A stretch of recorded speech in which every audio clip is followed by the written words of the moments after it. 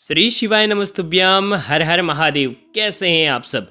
देखिए, हम सभी जानते हैं कि 12 मार्च को मंगलवार के दिन फुलेरा दूज है, यानी कि फाल्गुन मास के शुक्ल पक्ष की द्वितीय तिथि है। और फुलेरा दूज पर आपको बहुत ही आसान से उपाय करने हैं धतूरे से। धतूरे के ये उपाय आपके जीवन के सारे रोगों को दूर करेगा, आपके शरीर में जितने भी रोग आने वाले हैं उन्हें भी दूर करेगा, साथ ही साथ आपकी मनोकामनाओं को भी परिपूर्ण करेगा। त्वचा संबंधित रोग हो या आपको दमा संबंधित कोई रोग हो या आपको किसी भी प्रकार का रोग हो, वो भी दूर करेगा। और साथ ही साथ आपकी कई दिनों से जो मनोकामना परिपूर्ण नहीं हो पा रही है, वो मनोकामना भी परिपूर्ण होगी। बहुत ही आसान सा उपाय है।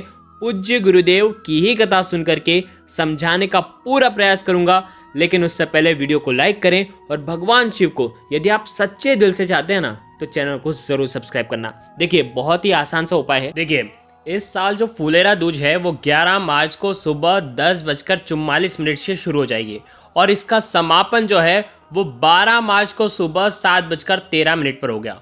और उदया तिथि के अनुसार, उदय काल के अनुसार ही फुलेरा दूज का महत्व होता है, इसीलिए 12 मार्च को उदय काल में ही फुलेरा दूज की तिथि मनाई जाएगी।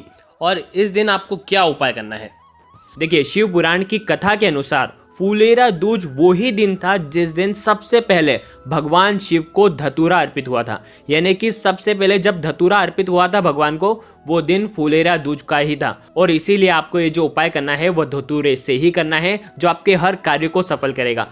देखिए, हम आपको इस वीडियो में 4 उपाय में से जो उपाय आपको लगे कि हाँ ये मैं कर सकता हूँ और ये मेरे लिए आसान है और ये मेरे समस्या से जुड़ा हुआ है, वो उपाय आप कर लेना। ध्यान रखना, ये बहुत ही शुभ तिथि है। हमारे शास्त्रों में सनातन शिव पुराण के अनुसार अगर हम इस दिन कुछ भी उपाय धतूरे से कुछ निमित्त के लिए करते हैं तो वो जो उपाय है सफल हो जाता है और हमारी जो समस्या है वो दूर होती है और मनोकामना भी परिपूर्ण होती है। देखिए, सबसे पहला जो उपाय है, यदि आपको दमा की समस्या है, यानी कि सांस फूल जाती है, काम करते करते जल्दी थक जाते हैं, सांस चलने लग जाता है, जैसे ही काम करा वैसे ही सांस चलने लग जाता है, तो श्वास संबंधित, दमा संबंधित यदि आपके घर में किसी भी व्यक्ति को कोई भी परेशानी है तो आपको ये उपाय करना चाहिए। क्या करना है, आपको फुलेरा दूज के दिन यानी कि कल मंगलवार के दिन आप क्या करना, धतूरे की जड़ लेकर के आना। धतूरे का पेड़ होगा, वहाँ पर नीचे खोद करके उसकी जड़ निकाल लेना। थोड़ी सी जड़ निकालना, 4-5 या 7-8 जड़ निकाल करके थोड़ी सी जड़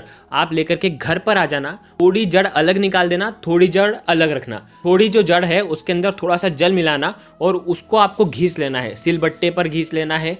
उसका एक पेस्ट तैयार कर लेना है, ठीक है। थोड़ा सा खरदूरा रहेगा लेकिन उसका एक पेस्ट तैयार करना, भले थोड़ा सा लेना। और आपको ये जो सादी जड़ है ये, और उसके बाद जड़ का जो पेस्ट है ये, और साथ में 1 लोटा जल आपको भगवान शिव के मंदिर में लेकर के जाना है। बहुत ध्यान से समझना, आपको क्या करना है, ये जो धतूरे की जो जड़ का जो पेस्ट बनाया आपने, ठीक है, इस पेस्ट को भगवान शिव के शिवलिंग पर अर्पित करना। ठीक है, आपके घर में जिस किसी भी व्यक्ति को बीमारी है उसका स्मरण करते हुए कि इसकी जो बीमारी है ये ठीक हो जाए। यदि आपको स्वयं को बीमारी है तो आप आपका स्मरण करना कि मेरे शरीर की ये जो सांस की संबंधित जो बीमारी है ये दूर हो जाए। और धतूरे की जड़ का ये जो पेस्ट है उसके पूरे का आपको लेपन कर देना है। आ गई आपको बात समझ में। उस जड़ को आपको भगवान शिव के ऊपर अर्पित कर देना। अर्पित करने के बाद थोड़ी देर तक आप श्री शिवाय नमस्तुभ्यम का जाप करना और उसके बाद वो जो जड़ है वो आपको वापस से उठा लेनी है और 1 लोटा जल जो है वो आपको भगवान शिव के ऊपर अर्पित कर देना है श्री शिवाय नमस्तुभ्यम का जाप करते हुए।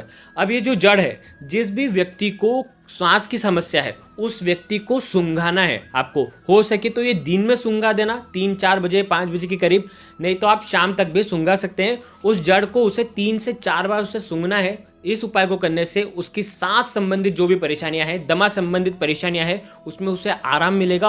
हो सकता है वो जो बीमारी है जड़ से ही समाप्त हो जाए। तो ये उपाय आप फुलेरा दूज के दिन ही कर सकते हैं। तो ये सुंदर सा मौका है, गंवाना आपको नहीं है। देखिए, दूसरा उपाय, यदि आपको बीमारी बहुत ज़्यादा है, डॉक्टर ने ऑपरेशन का कह दिया है, बीमारी दिन पे दिन बढ़ती जा रही है, बीमारी से शरीर में कई प्रकार के रोग उत्पन्न हो रहे हैं, शरीर में तकलीफ बहुत ज़्यादा हो रही है, रोग सहन नहीं हो पा रहा है, तो ऐसी स्थिति में आप क्या करना, फुलेरा दूज के दिन यानी कि कल आप एक धतूरे लेना। धतूरे का एक बहुत ही सुंदर सा उपाय करना है।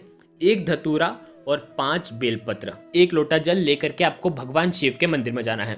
अब इस उपाय को समझना, 1 लोटा जल श्री शिवाय नमस्तुभ्यम का जाप करते हुए भगवान शिव के ऊपर अर्पित करना और उसके बाद क्या करना है, ये 5 बेलपत्र और 1 धतूरा आपको सीधे हाथ में रखना है और आपकी जो भी शरीर की समस्या है कि ये मेरी शरीर की समस्या है, ये दूर हो जाए, ऐसे कामना करते हुए, या आपके घर में कोई भी जो व्यक्ति असमर्थ हो ये उपाय करने में, तो उसके लिए भी आप ये उपाय कर सकते हैं कि मेरे घर में ये जो मेरी माँ है, मेरी दादी है, या जो भी कोई है, उनका नाम स्मरण करते हुए कि इनका जो ये रोग है ये ठीक हो जाए, ऐसी कामना करते हुए आपको ये एक धतूरा भगवान शिव के ऊपर अर्पित कर देना। ठीक है, अब आपके पास है 5 बेलपत्र। देखिए, अब आपको जाना है नंदी जी के वहाँ पर, नंदी जी के पास जाना, और नंदी जी के जो आगे के 2 पैर हैं उन दोनों पैर के बीच में आपको 3 बेलपत्र रखना है। कैसे रखेंगे? जो डंडी का हिस्सा होगा वो नंदी जी तरफ होना चाहिए।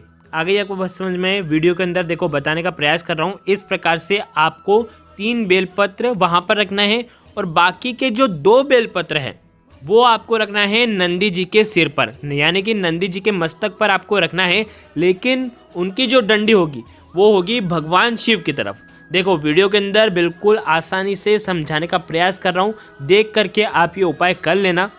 इस प्रकार से ये सुंदर सा उपाय भी आप कल के दिन कर सकते हैं। देखिए, अब तीसरा उपाय, ये उपाय त्वचा संबंधित कोई भी रोग हो, दराद हो, खुजली हो, बार बार फंगस की आपको प्रॉब्लम हो जाती हो, इन्फेक्शन हो जाता हो, शरीर में किसी भी प्रकार का त्वचा संबंधित कोई भी रोग हो, उसे आपको दूर करना हो तो ये उपाय आपको करना है।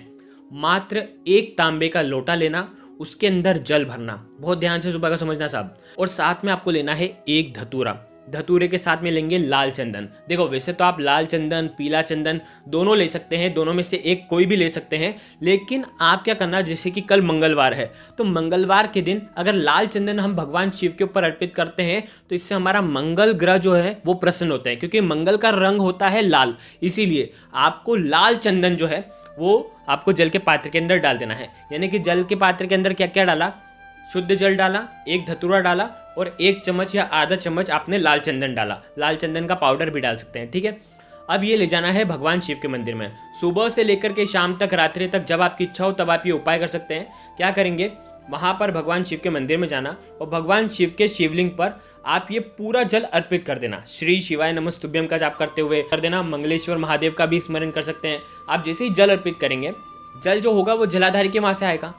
आप कोई भी खाली पात्र या तो घर से लेकर के जाएं, या तो आप जिस लोटे से जल अर्पित कर रहे हैं उसी लोटे में आप ये जल वापस से आपको ले लेना है, झेल लेना है।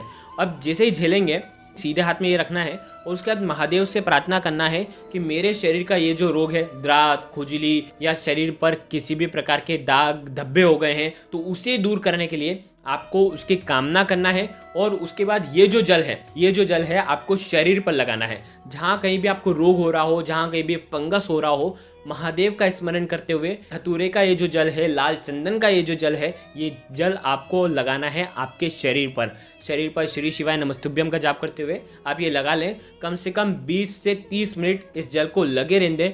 आपके शरीर में जो भी रोग होगा वो इस उपाय को करने से दूर हो जाएगा। ध्यान रखना, ये उपाय भी केवल और केवल फुलेरा दूज के दिन ही किया जाता है, जो कि साल में एक बार ही आती है, जो कि इस बार मंगलवार के दिन आई है, तो बहुत ही शुभ दिन है। आप ये भी उपाय कर सकते हैं। देखिए, वीडियो के अंदर हमने आपको 3 उपाय बताए हैं। ये तीनों उपाय रोग मुक्ति के उपाय हैं। किसी भी प्रकार का आपको रोग है तो आप ये 3 में से जो उपाय आपको लगता है कि हाँ ये उपाय मेरे लिए बना हुआ है, ये मेरी समस्या को दूर करेगा, बिल्कुल श्रद्धा और भाव से इस उपाय को करना। और अगर आपको कुछ भी चीज़, अगर इस वीडियो के अंदर आपको कुछ भी उपाय अगर आपको समझ में ना आया हो तो आप कमेंट करके पूछ लीजिएगा, लेकिन गलत आपको नहीं करना है। श्री शिवाय नमस्तुभ्यम। हर हर महादेव।